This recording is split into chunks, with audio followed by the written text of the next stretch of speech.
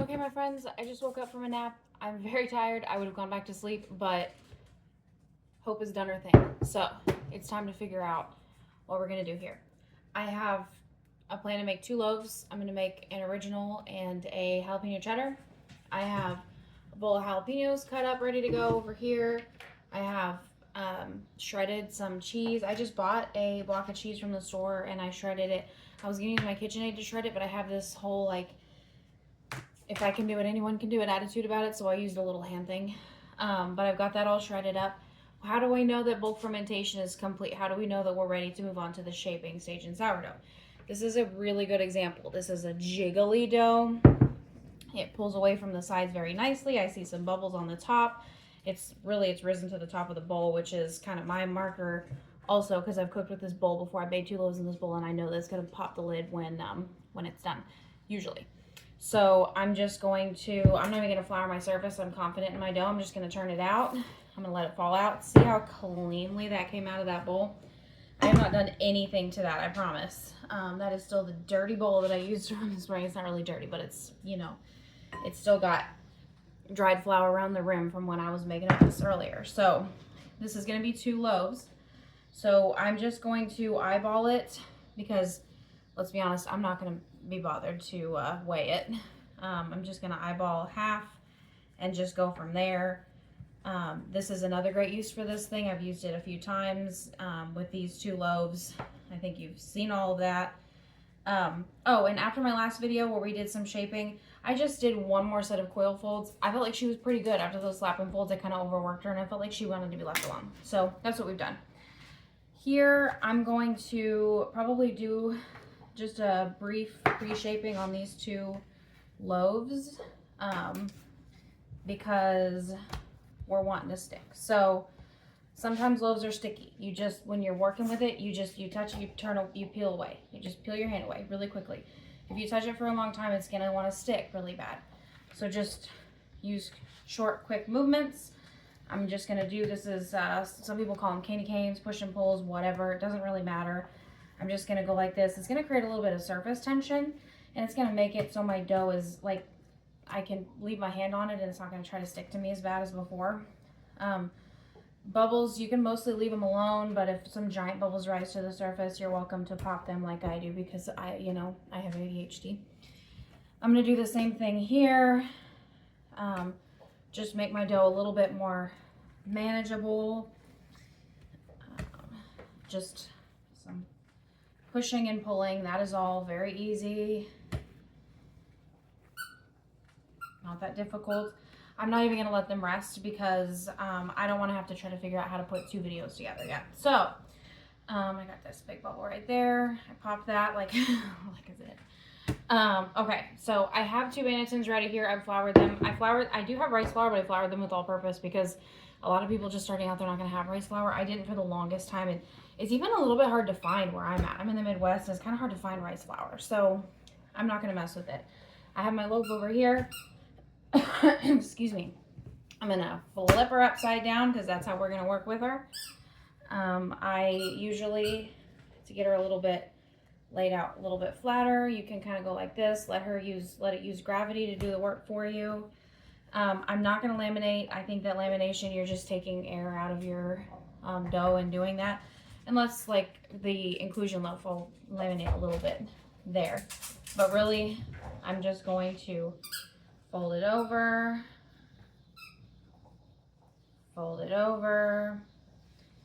does not matter, roll it up here,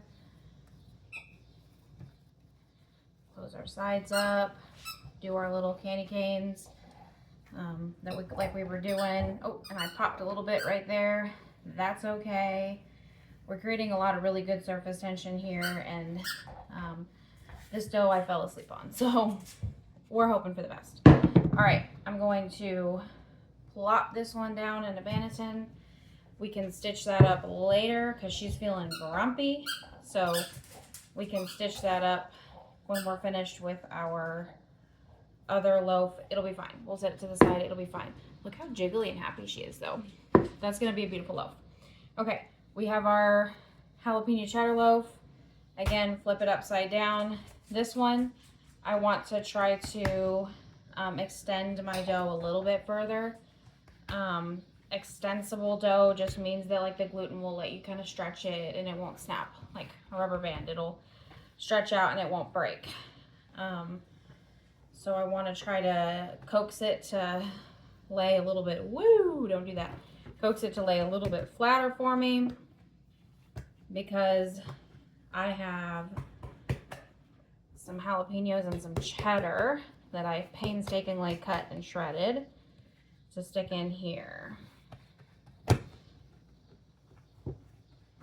If I got a dough that was this sticky and I was thinking about trying a lamination technique, I would probably give up at this point. But we're not really trying to laminate, we're just trying to include.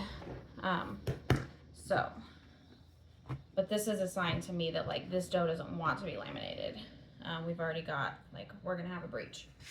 Okay, so I have cut some rings of jalapenos and I kind of put them on the top. I'm gonna start with the diced. I cut the rings for pretty, but I'm gonna stick these diced jalapenos in here. They're not super uniformly cut. They're cut with love and ADHD and not with precision because I've never worked in a kitchen a day in my life. This is all stuff that I've been learning at home. So I'm gonna stick my jalapenos in there. I have my cheese. Put as much cheese as I can get in there. I could have included the jalapeno cheddar at like a different stage, but I didn't want to have two different bowls going. That's why I didn't do that. Sure. We have cheese sticking to my hand. I'm gonna do an envelope fold here. So we folded it over. I'm gonna dig and find some more jalapenos to put here. Might have to hit this layer with a few of my larger pieces of jalapenos because I'm running out. Because I used too much. Too much, Madison, too much. Okay, we have that. We have our cheese. Put our cheese in there. We're gonna grab here and fold over again. We're gonna tuck as much as we can. We wanna get all of our inclusions inside of there and we don't want anybody spilling out on us. So I'm gonna try to kind of pinch it.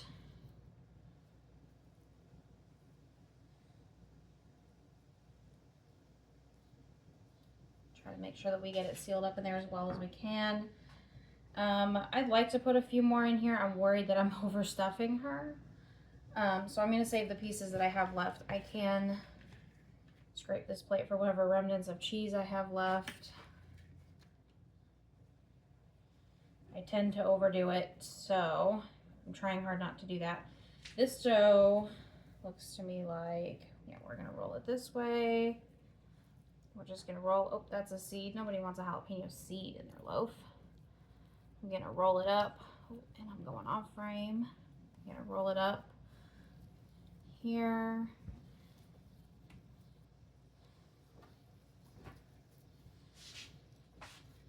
Try to create a little bit of tension here.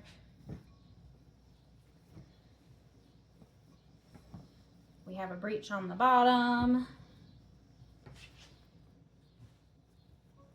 but it's gonna be okay. It's going to be okay. All right, we have our loaf. I'm trying to be cute, so I am gonna put just some rings of jalapeno on here. My Banneton liner is gonna scream at me for that, but I don't care. I could do this right before I bake it, but I wanna see what happens if it just kind of grows into it. So I'm gonna put that on there and we'll see when we're done if it's cute or not. I have my Banneton. You don't have to use a Banneton. If you're not going to use a Banneton and you want that round shape and you want to still try to cook it that way, then just use a bowl with a towel in it. The other thing that you could do is, that you flour your towel. The other thing that you could do is, you could just bake it in like a sandwich loaf pan. And if I was gonna do a sandwich loaf, I probably would have just log rolled with the stuff inside. So flip it into that Banneton. We can see where we've had our spillage. I'm going to leave that alone for a minute. I know I have jalapeno fingers, whatever. This is my kitchen. Leave me alone. Stitching, really, like, there's some people that do it very pretty and they'll just, oh, they'll like this and they'll go like this, whatever. To me, stitching is just gathering it in the center and trying to make it come together so that, because this is our bottom of our loaf, so we're trying to make it so that the other side is nice and pretty. Pretty as we can get her to be. So usually she's a little bit easier with stitching after you just let her rest for a minute. Like if you have 2 loaves, do your other loaf and come back. If you don't have 2 loaves, go wash your hands, wash your surface, whatever, and then come back to it and stitch it. Before, last thing that I'm going to do is I'm going to, I have a little bit of flour here. I'm going to flour the top. I have one of those little shaker looking things. I'm not going to use that because anyone's gonna be able to do this. One thing that I am going to use, because like I swear by these, it's one of these shower cap looking things. They you're gonna want to look for like a food grade variety. You don't want to use something that like can't come in contact with food. But I love these things. They make it so easy. And here we all are all wrapped up, ready to go. I'm gonna set that to the side. I don't like to do a cold proof because I don't like to wait for stuff. Did I mention I have ADHD? So I'm not gonna cold proof this. That's not me. That's not what's gonna happen. So I am going to set them like next to my oven and I'm gonna come back to it in a few hours when I feel like it. It's really not that hard. This one is gonna be cheeky and difficult with me because, and we saw that breach, we knew that breach was going to happen in the beginning of shaping because there was just like a little thin spot when I was doing my not quite lamination. Not a big deal. I'm just going to try to stitch it up as much as possible. When I was pushing and pulling, I purposefully put it towards the bottom because I hoped that I could find some excess dough to kind of try to cover it up. That, you know, you've got a spot over here that's like got a lot of dough, bring it over here. Like you can feel it. You can feel your inclusions in there and you can tell where you've got just extras. So this might be our best. Stay together. Oh, we have another breach over here. Stay together, please, my girl. She's sticky enough that really you can try to work with her. You can try to push a little bit of dough. It really seems like I might have let her overproof just a little bit because I was napping. And then when I got up, I had to cut jalapenos for you guys. So, make sure the jalapenos in there. I'm gonna dust this with some flour on the top. I'm gonna take, again, I have another shower cap here. I'm gonna cover it up. Ooh, that one burst, that's okay. And here's our second loaf. I'm just gonna set it to the side. I'm gonna set it by the oven and we'll come back together when it's time to bake.